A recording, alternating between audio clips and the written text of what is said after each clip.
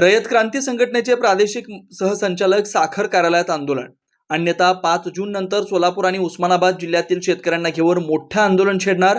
ऊस गेल्यानंतर 14 दिवसांच्या आत ऊस उत्पादक शेतकऱ्यांच्या खात्यावर ऊसाचे पैसे देणे साखर कारखान्यांना बंधनकारक असताना देखील 5 महिने उलटून गेले तरी देखील ऊस उत्पादक शेतकऱ्यांना ऊसाचे पैसे न मिळाल्यानं प्रादेशिक सहसंचालक साखर कार्यालय सोलापूर येथे रयत क्रांती संघटनेच्या वतीने ठिय्या मारून धरणं आंदोलन करण्यात आलं। सोलापूर आणि उस्मानाबाद जिल्ह्यातील साखर कारखान्यांनी शेतकऱ्यांची लाखो रुपये थकवले असून त्यांच्यावर तात्काळ फौजदारी गुन्हा दाखल करण्याची मागणी यावेळी आंदोलक शेतकऱ्यांनी केली आहे। एका बाजूला कायदा काय सांगतो की शेतकऱ्याचा ऊस गेल्यानंतर 14 दिवसात पेमेंट शेतकऱ्यांना नाही दिलं तर व्याजासहित पेमेंट करणं अदा करणं बंधनकारक असताना सुद्धा हे राज्यातील बरेच कारखाना चेअरमन हे कायदा पायदळी तुडवत आहेत।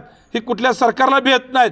अशा कारखानदारांना मी इशारा देऊ इच्छितो, तुम्ही आम्हाला या ठिकाणी उपप्रादेशिक सहसंचालक कार्यालय सोलापूर या ठिकाणी आम्ही त्या अधिकाऱ्याला घेरलं होतं। त्या अधिकाऱ्याने आम्हाला 5 तारखेपर्यंत अल्टिमेट दिलेला आहे। जर 5 तारखेआत तुम्ही जर शेतकऱ्याची पहिली उचल जमा नाही केली तर एकाही चेअरमनला हे त्या ठिकाणी जिल्ह्यामध्ये फिरू देणार नाही। आज जे प्रादेशिक साखर संचालकांच्या ऑफिस समोर जे सर्व शेतकरी उपस्थित झालेत ते विठ्ठल साई साखर कारखान्याला ऊस घातलेले काही शेतकरी आहेत, मुरुमचे शेतकरी आहेत।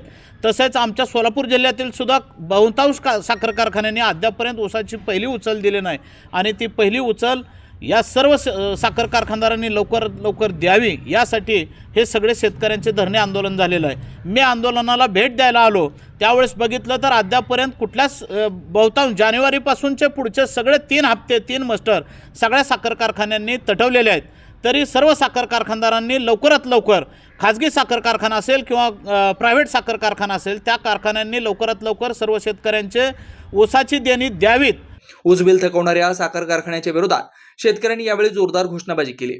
आंदोलन शेतकऱ्यांना प्रादेशिक सहसंचालक साखर कार्यालयाकडून 5 जून पर्यंत संबंधित कारखान्यांना नोटिसा पाठवण्याचं आश्वासन दिल्यानं हे आंदोलन थांबवण्यात आलंय।